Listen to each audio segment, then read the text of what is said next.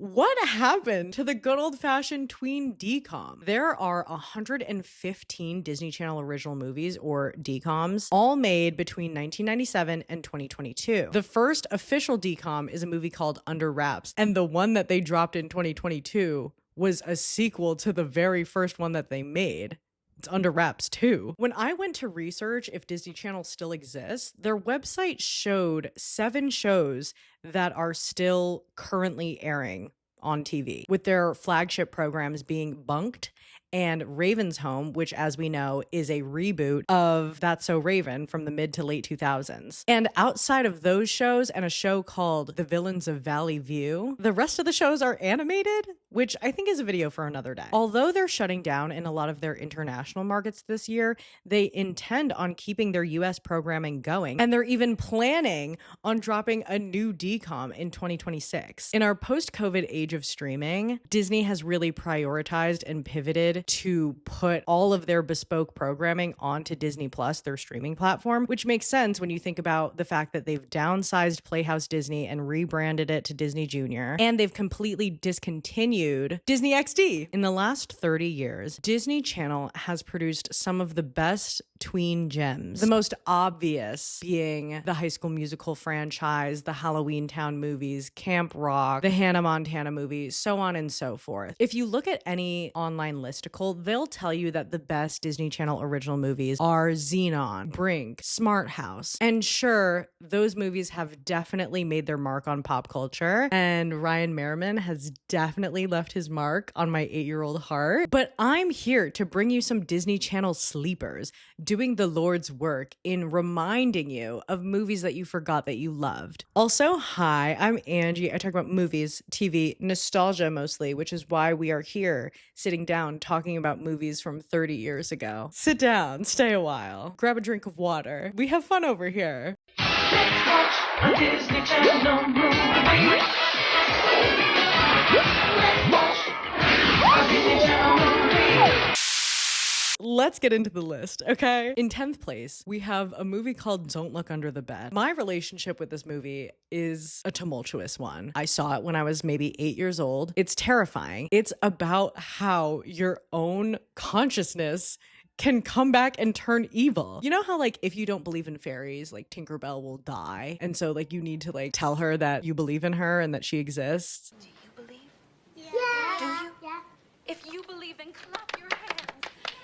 Say, poor Tinkerbell, clap your hands as hard as you can. That's what Don't Look Under the Bed is, in that you have an imaginary friend that you have when you're a kid, and as you grow up and grow into your adolescence and teen years, you start to, like, not believe in your imaginary friend. If you don't believe in your imaginary friend, they turn into your, like, personalized boogeyman, and they, like, come to haunt you until you believe in them again, which is crazy work for an 8-year-old. I was afraid to sleep in the dark alone until I was around 21 or 22 years old, and I'm not even kidding. Like, I would have, like, panic attack thinking about my own personalized boogeyman. I didn't even have an imaginary friend. In 9th place, we have Up, Up, and Away. Before there was the absolute goated movie that is Sky High, I think Disney Channel was kind of testing the waters and testing their audiences with Up, Up, and Away. It's essentially the same, but this is the OG. Our teen protagonist is the youngest in a family of superheroes, okay? The parents are basically Superman and Wonder Woman.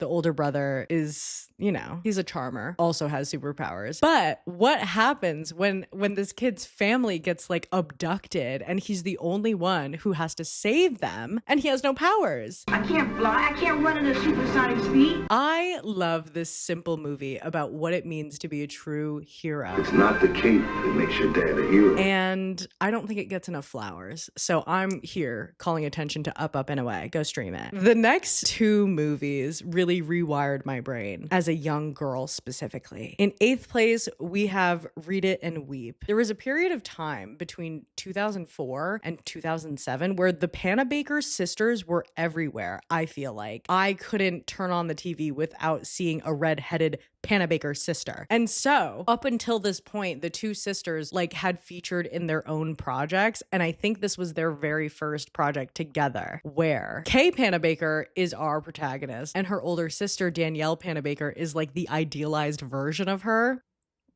Anyway, Kay Panabaker keeps a diary, but she changes like the names of like all of her ops. I don't know why she does that.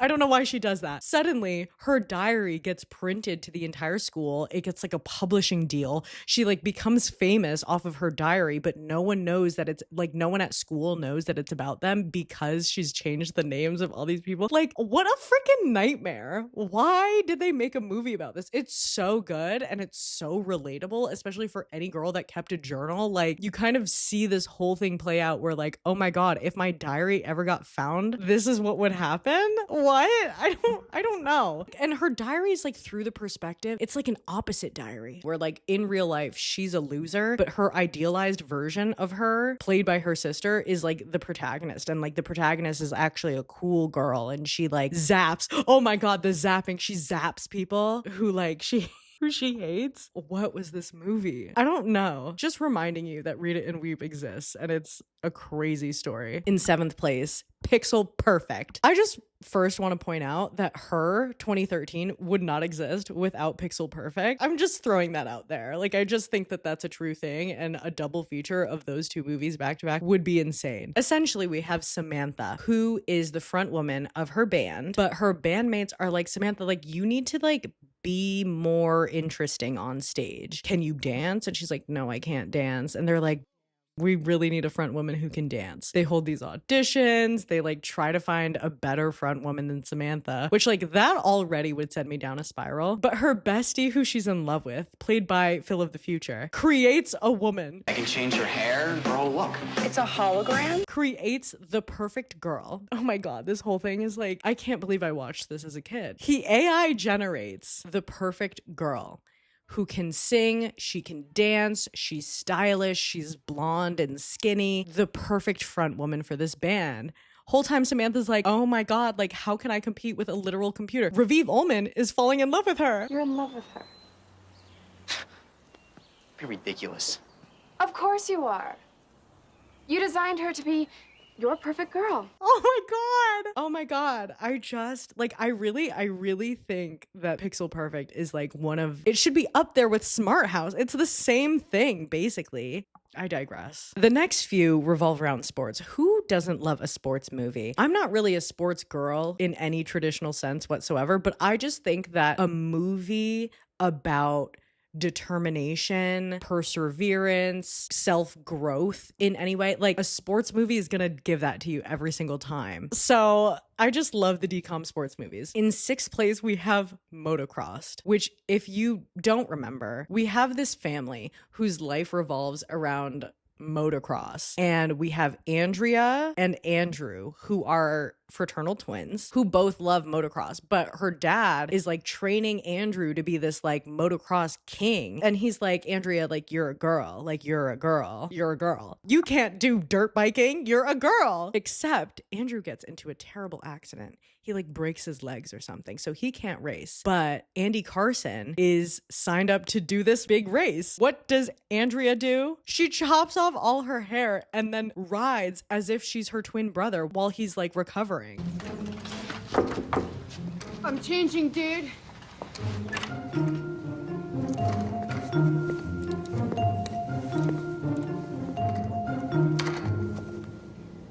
There's also like a Mulan love story like intertwined into all of this. Like, this is a crazy movie. And also, ultimately, even though it's super entertaining and whoever the love interest in there looked like Aaron Carter and I was obsessed with him. I was like, I need more of him. Oh my God. I love like a if you can do it, I can do it better movie with female protagonists. Like, I just love like oh, you can't tell me I can't motocross. I'm going to do it anyway and I'm going to do it better because I'm a girl. Like, I love it. In 5th place, Double Teamed.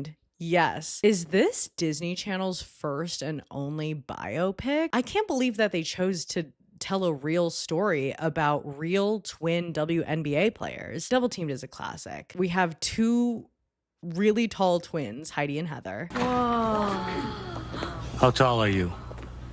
I don't know. Just south of 6 feet, I guess.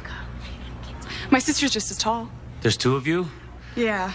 My twin. Who just kind of go on this basketball journey where they're constantly comparing themselves. Like, I think that like this movie in particular really emphasizes the fact that they're always being compared. They're being compared to their peers. They're being compared to other teams. And most importantly, they're being compared to each other, which if you have a sibling that's anywhere near the same age as you and has like kind of the same interests as you and joins the same clubs as you, I'm projecting here, you'll know this feeling. Like you will be very familiar with this feeling of comparison. Also, side note, I think this was my very first like time seeing Teal Redmond on my screen. In Gilmore Girls, she's blonde and she's like one of Paris Geller's friends. But in this movie, she has like dark hair. She still has that crazy voice that she has. I had a crush on her. I literally was like, who is this girl? Where did she come from? And will I ever see her again? Like, Teal Redmond stands rise. In fourth place, we have Gotta Kick It Up. I'm going to count this as a sports movie because I think that the nature of dance teams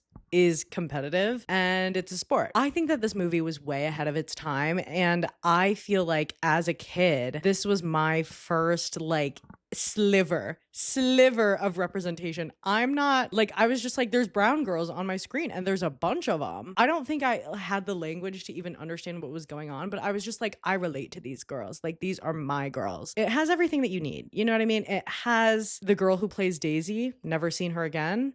Miss her bad. Chewy. It has America Ferrera's debut year. She was filming this and Real Women Have Curves at the same time. And those were her two very first roles. Can you believe it? Who would have thought that 30 years later she would be in the Barbie movie? Anyway, we have that. We have the woman who voiced Megara from Hercules playing the head coach of the dance team. Like, it just really warms your heart. There's a car wash scene. Si se puede. It means yes, I can. Moving on, we have Starstruck. I just want to address the elephant in the room. I think Sterling Knight is terrifying.